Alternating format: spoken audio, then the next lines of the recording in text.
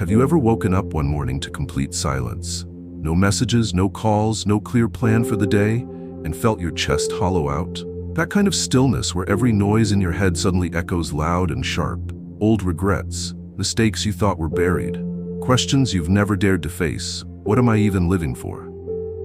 If I disappeared tomorrow, would anyone even notice? Loneliness doesn't kill with knives or blades. It kills through confrontation. And most men were never taught how to confront themselves in silence. They were taught to stay busy, to be successful, to be strong, but no one ever taught them how to be real. In this video, I want to speak to you, the one walking through quiet spaces no one else sees, about something Stoicism pointed out thousands of years ago. That solitude, when used the right way, is the beginning of strength. Watch the video to the end, because maybe, just maybe, you'll realize silence was never the enemy. It's just a mirror, showing you who you really are. If this is your first time visiting the channel, hit subscribe and like so you don't miss out on exciting upcoming content.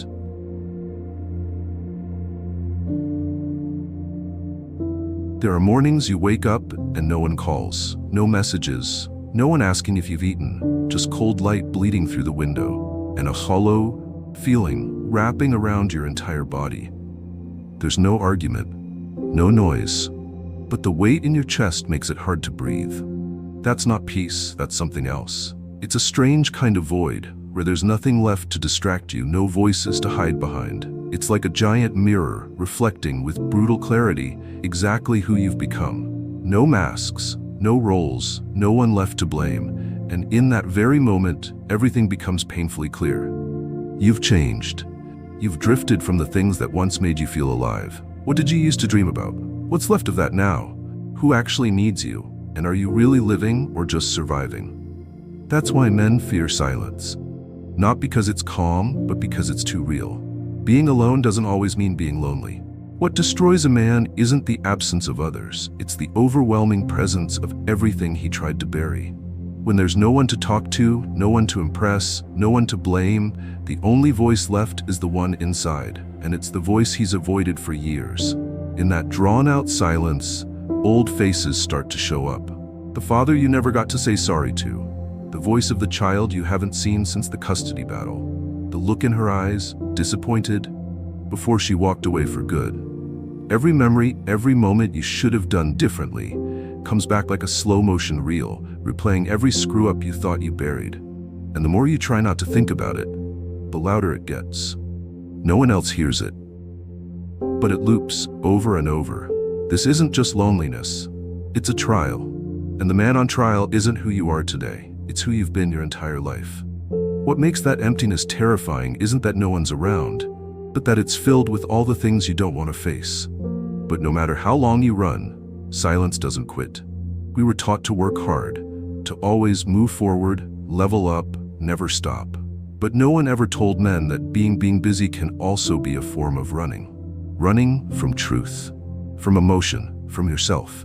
Think back, when was the last time you actually sat down with no phone, no task list, no agenda? Just to breathe. How many of us fear free time? Fear a night with no calls, a weekend with no plans, sitting alone in a room with nothing to hold on to, like a life raft. Because when a man stops being busy, he starts hearing the things the daily grind buried. Am I living the life I want or the one others expect from me? Am I happy or just surviving? This society doesn't give men the space to pause, because if they do pause, they might wake up. And a man who's awake can't be manipulated, can't be bought with a paycheck, can't be steered by admiration, can't keep living a life that deep down he knows is wrong. Busyness is the mask society hands to men so they never get the chance to ask, who am I? And the terrifying part, most of us agree to wear it for life. Stoic philosophy wasn't born in applause. It didn't grow under the roar of cheering crowds. It was forged in solitude, in long nights with no one beside you. In those moments when a man is left alone, with his pain, his inner conflict, and his nameless fears. Epictetus was once a slave. He owned nothing. No freedom, no wealth, no power. But he had one thing no one could take, an unshakable inner core. And he built that in silence, in confinement, in years of being disregarded. Not through loud resistance, but through a quiet, relentless dialogue with himself. Is this within my control? If not, let it go. If it is, act. Stoicism doesn't demand loneliness for the sake of suffering. It invites you into solitude so you can see this. You can survive, even become stronger, when there's no one left to lean on. No validation, no applause, no audience. Because the Stoics knew, if your foundation isn't solid, it takes just one push from life to bring everything crashing down. But if the core is stone, life can beat you, claw at you, drag you to the bottom, and you'll still walk forward with your head up. Real strength doesn't come from the noise outside. It comes from the silence long enough to hear what's inside. And only in that stillness can you separate truth from illusion. No one mentions Marcus Aurelius without mentioning Meditations, his private philosophical journal, written not for an audience, not to inspire, but just for himself. A man caught between war and the weight of an empire, sitting down every night to have a silent conversation with his own mind. He wasn't chasing perfection. He didn't pretend to always be strong. He wrote about anger, envy, pride, weakness, and then he reminded himself of the core. What is my duty? Am I living according to reason? Am I being led by emotion or leading it? That habit, writing it down, quietly observing himself, was how Marcus sharpened his edge. He didn't need an external enemy. The real enemy was the chaos inside his own mind. Every page was a mirror, a purification, a recalibration. Not loud, not showy, but sharper than any sword. True power doesn't come from thrones, armies, or influence. It comes from a man who knows exactly who he is, what he thinks, why he reacts, and has the guts to change himself.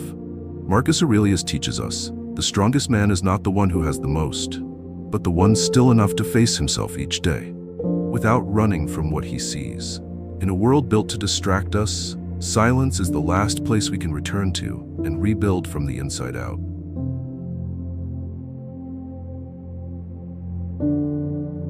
There's an addiction almost no one realizes they have: validation. It has no smell, no taste, it's not banned.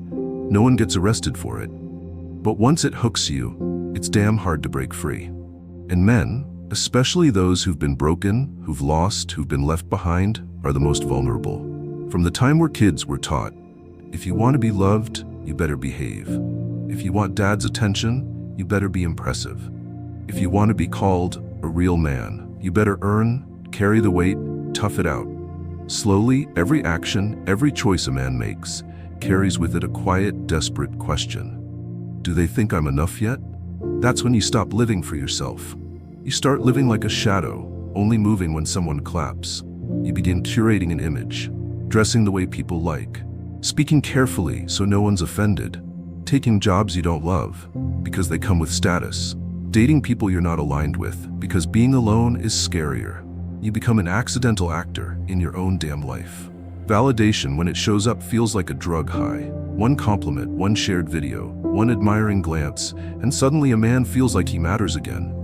But when that fades, so does he. No one's looking, no one's applauding, no one needs him. That's when panic sets in. And to win that validation back, he'll betray his own values.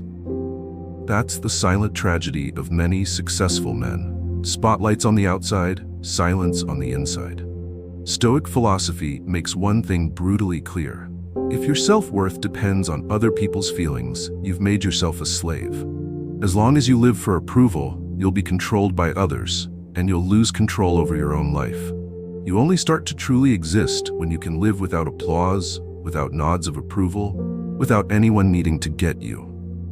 You might think you're strong, decisive, clear on what you want. But stop for a second and ask, are the things you're chasing really yours, or just what others expect to see from you? How many times have you taken a job not because you love it, but because it sounds impressive? How many times have you forced a smile, pretended you were fine, just so you wouldn't be labeled weak?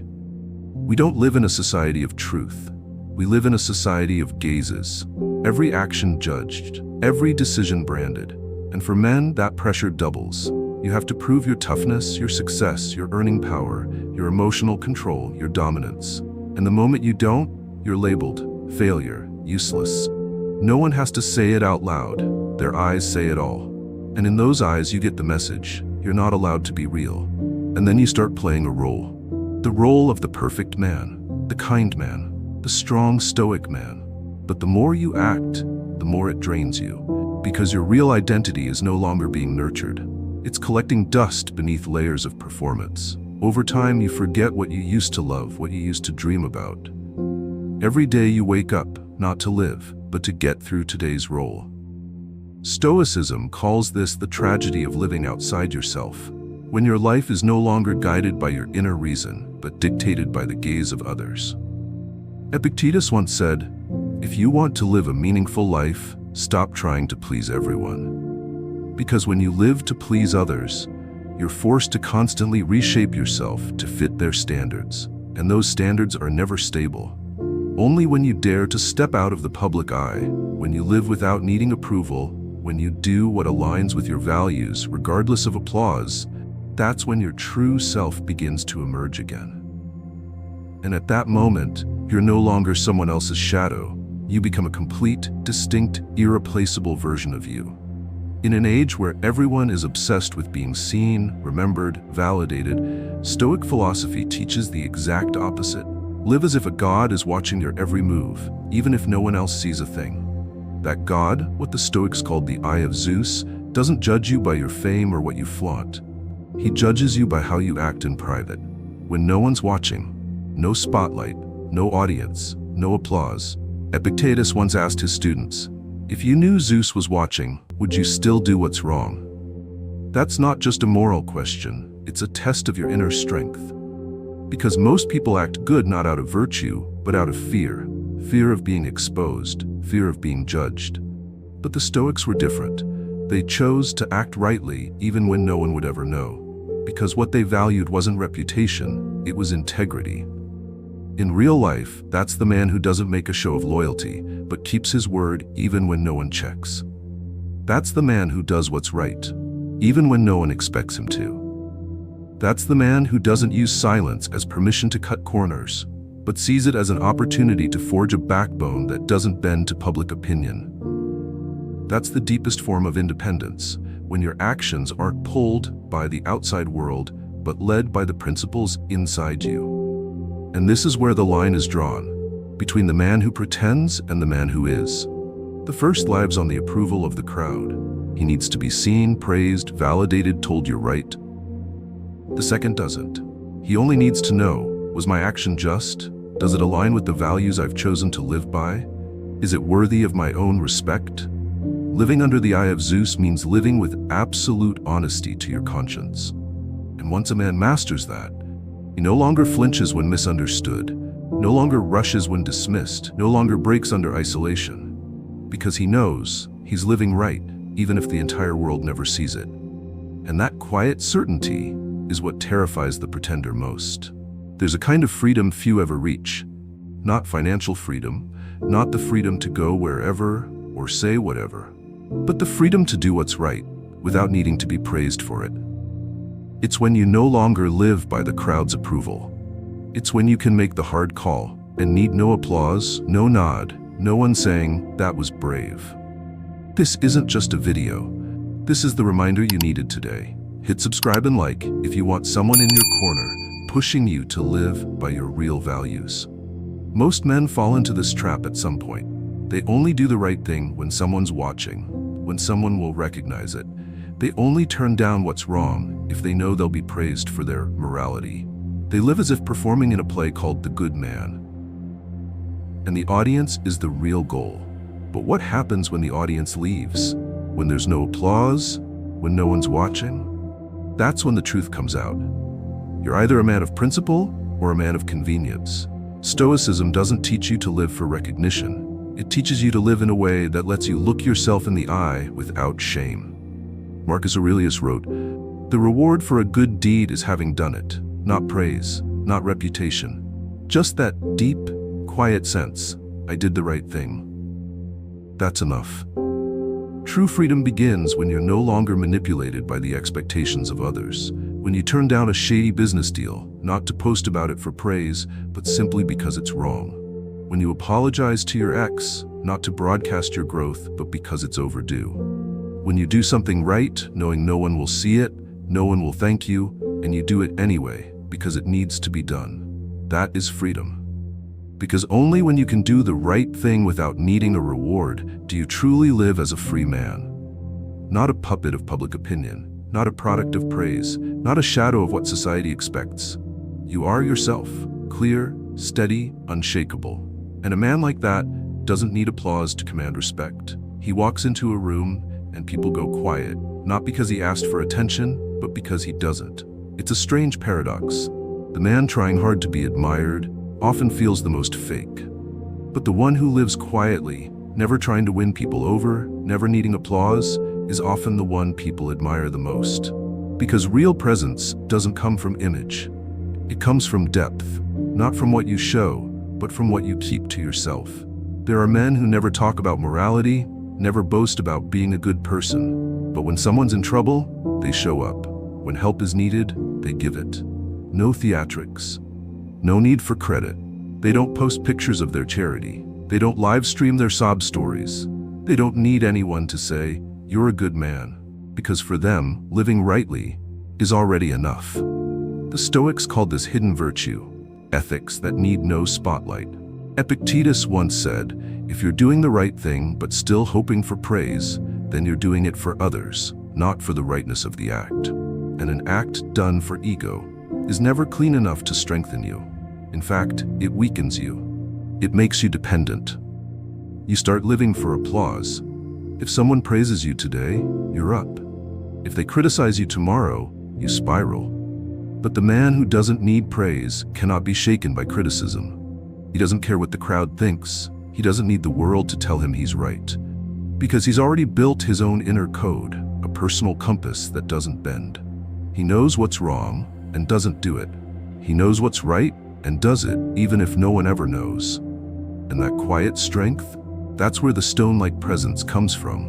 Not flashy, but when you're near him, you feel grounded, you feel illuminated. You feel something rare in today's world of shallow display, integrity. And the beautiful part, he doesn't try to be that way. He just lives it, naturally, like breathing. And that is what makes him a true role model in the eyes of everyone who's crossed paths with him, even just once in their life.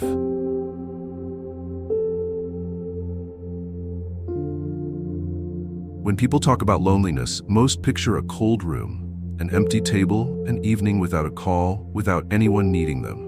But the truth is, loneliness doesn't mean emptiness. In fact, it's the only space deep enough, quiet enough, separate enough for everything that's been repressed, covered up, twisted, to finally rise to the surface. When you're still busy, with work, your phone, drinking sessions, social distractions, you might think you're living fully. But really, you're just filling a void you haven't dared to name. You're using noise to avoid the one thing that matters most, questioning yourself. Only when true loneliness arrives, when there's no one to play off, no one to talk to, no one left to reflect back at you, does the truth begin to emerge. That's when you hear the familiar whispers you've tried to bury. Do I still love anything in this life? Am I living honestly or just acting? Do the things I hold on to really belong to me? Loneliness is like a room without light, where all assumptions vanish. And there's just you, face to face with the core of who you are. Some panic and run, but the Stoics stay. Because they understand, there is no awakening without passing through darkness, no identity ever formed without being stripped bare. Epictetus once said, "Don't fear being alone, fear living your whole life without knowing who you are." And loneliness, when used right, is your first chance to answer that question. No theories, no teachers, no perfect plan. Just you, in stillness, listening for what's still alive inside you, and what's long dead but you're clinging to just to keep others happy. Loneliness doesn't kill you, it only kills what doesn't belong to you. And that's the best thing it could possibly do. A man's life without moments of isolation gets filled with things that sound right, but were never truly his. You learn to become the ideal man by society's standards. Tough, successful, self-sacrificing, silent. You chase a path hundreds before you have taken, not because you want it, but because it's safe, because everyone else is doing it. But when loneliness truly shows up, when there's no more noise, no more mentors, no more schedules, the curtain starts to fall. You begin to realize the things you've been chasing might never have come from within. They came from your parents, from your friends, from the pressure to prove yourself, from the fear of being left behind. And the most sobering part is, you never questioned any of it. Loneliness is the first quiet space where you begin to sort your life, what's real and what's borrowed. You realize some of your dreams aren't yours at all. They're just expectations passed down. Some values you once called core were just circumstantial labels, and some choices you defended to the bitter end now make no sense, except that you were scared to let them go. Stoicism doesn't demand you isolate yourself, but it does urge you to step outside the stream, at least once, to check what you're actually living for. Marcus Aurelius wrote, "If you can't be alone, you'll never know what's truly yours. In separation, no one's leading you anymore." You have to choose the direction, own the responsibility, and it's in that very moment, the true self, the core of your being, finally gets space to breathe. The farther you are from the crowd, the clearer your inner voice becomes. The fewer voices interfering, the easier it is to know what to keep and what to let go. And from that moment on, the journey to becoming yourself finally begins. No more borrowed life, no more living for others, no more performance. Just living, awake, original, unfiltered. In a world where everyone's waiting for someone to give them permission to live authentically, Stoicism teaches the opposite. You don't have to wait. You don't need anyone to understand you. You don't need agreement. You don't need approval to turn inward. You, right now, can begin the conversation with yourself. And no one can stop that but you.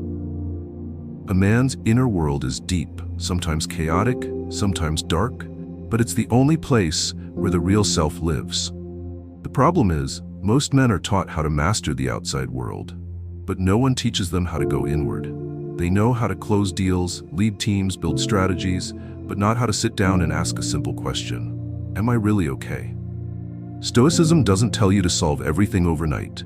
It just tells you to start observing. Epictetus called it self-examination, a survival skill for adulthood. It doesn't need a license, doesn't require a degree, doesn't need answers, just the courage to look directly at what's going on inside. Where's that anger coming from? Is that fear really necessary? Am I chasing the right thing or just running from the emptiness? Most people quit before they ever learn the biggest lesson. But if you're still watching, I know you're different. Hit subscribe, like, and let's go all the way together. In solitude, no one interrupts, no one speaks for you, no script to follow, and that's exactly when the real dialogue begins. Stoicism doesn't offer an easy escape, but it gives you a mirror that doesn't flatter, doesn't judge, doesn't comfort. It just reflects exactly what's there. And when you finally have the courage to face it, no matter how messy, ugly, or broken, it's the first real step toward becoming a man. One who doesn't need anyone's approval just to live honestly. You don't need someone's sympathy to admit you're struggling. You don't need the world's permission to be still. Stoicism doesn't pull you away from your inner world. It drives you straight into it, so that from then on, no one can lead you off course. Because you've met the most important person in your life, yourself. There are times when we get so busy, we don't even have time to ask a seemingly simple question. Am I really living each day, or just repeating it? Wake up every morning, same job, same road, same empty conversations, same face you've worn for years, to the point where sometimes you forget what your real one looks like. And then we call it stability. But in truth, it's a loop, a set of reactions, a life programmed by the outside world, no awareness, no soul. Loneliness, when it cuts deep enough, becomes the mirror that exposes that loop. It doesn't hurt because you're missing someone. It hurts because you realize you've gone so long without ever truly living, just reacting, just coping, just following what others told you, or what society expected, like a machine stuck on autopilot. Marcus Aurelius once wrote, "Don't waste your life acting as if you'll get another one." That question hits like a knife when you're alone. No distractions, no notifications, no appointments. Just stillness and a heavy weight in your chest. Where am I going? Why? And with whom? Without solitude, you'd never ask that question, because the treadmill moves fast enough to keep you numb. You just finish tasks, push through, survive the day. But in a moment of silence, when there's nothing left to chase, you start to see the holes in your life. the dullness, the fakeness, the disconnection from your own soul. Stoicism never said loneliness was pleasant, but it believes it's necessary, because if you never stop to ask, am I living or just existing? Then you'll drift through your whole life asleep. And there's nothing more terrifying than a man who thinks he's alive while he lost himself a long time ago. Living with intention doesn't start with a 5-year plan or 10 pages of self-help every morning. It begins with having the courage to stop, to step away from the noise, to sit alone, no phone, no feed, no one to text, and ask yourself directly, why am I doing this? Am I living by my values or just running on momentum? True maturity in a man isn't measured by age, but by his ability to stand firm in isolation, to no longer need anyone to fill the silence, to no longer fear being forgotten, to no longer be driven by the urge to prove, to explain, to earn validation at all costs. He chooses to live by the principles he's carved into his own heart, even when no one supports him, even when he's misunderstood, even when the whole world turns away. The Stoics saw solitude as the place where order is restored. Marcus Aurelius wrote every night, not to share with others but to have an honest conversation with himself, to remind himself not to sleepwalk through life, led by emotion or the crowd. He knew that if a man can't sit alone and be truthful with himself, nothing he builds on the outside will ever be solid. The man who lives with intention isn't moved by cheap promises. He doesn't go where everyone's going. He doesn't do things just because they sound good. He acts because he's thought it through, wrestled with it, sat in silence with himself and said, this is worth it. And from that deep solitude, where no one is watching, where no applause waits, true strength is forged. Not flashy, not loud, but solid, sharp, unshakable. Because a man who lives with intention doesn't need a stage. He only needs a quiet place to hear the voice in his heart clearly. And he walks forward, not hesitating, not asking for permission, not lowering his head, just clarity and an unshakable belief in the path he's chosen.